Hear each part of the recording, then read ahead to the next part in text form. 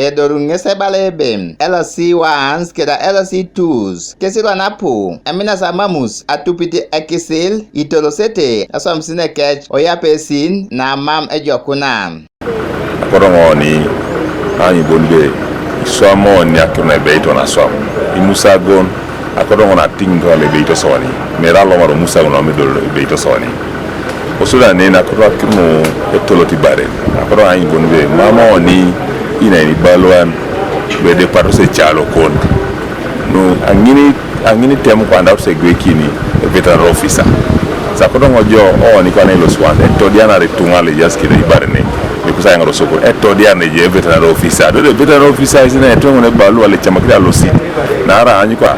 osodi eji atunzo aboza mapura le lingatunis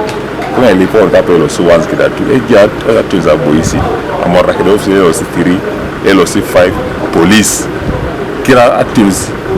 ejauna boista ojauna ya una twanel Jeska kiteng akansela na ebo ikitetema ukot nyesi ebalebem eponelo isoma tarelo si once keda LC2s mama jok nesi etemo kina ngesi aitutoro na ngare nokokalu itunga kaisa kanyari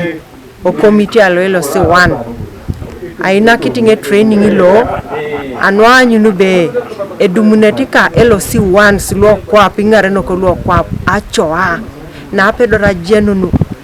I roles kes nwebe iti kesa som kwa pe LC1 nwebe iti sekretara som nwebe iti women league som nwebe iti a youth representative som disability and elderly in planning and development at the sub-county and the parish level and the village. Stephen Olebe eraban lo district lo soroti lo da radio pe kotomo otuturo ko ngesi ebalebe ajakuna kwa naso na LC1s keda LC2s iche kotomo ngare nok lui tutori tai kesi ayala masinoi ko balasi ebe mamedu mutotor tuturo kwa natika nam ijelem keda ni ngosha no punoi otoma ipup keda jana kina teker kwape ngare nok lo paploko leaders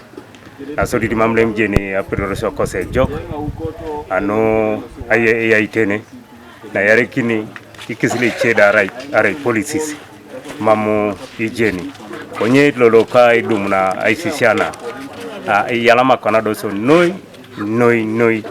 mamlem so nwijera agawna gewno ko nyi salam kitiso nesi agawna so ma ikarunu beri tamal so ma agwere ero ke takina so e kose temula ukot konye loli yala manos nesina so ta geunora na geunora sewo nesina so ta shalami kiniso aisisiana ya sana rasa krono jokaka nara lemu mamso jene polis famaire agiona nejelo si once kera ara tungala oli to se pone la swam so swamai do peteno abaiti so yala mkinos lolokosi aitetenaro isi swamae konyi pusa yala mane kolono agiona igera sa pugare kwan karli pu mamsi wa training kaitalo konyi yala masone jay fanara kiteng jeska agwe kinto ne gwekita ngoro tema la ukoto district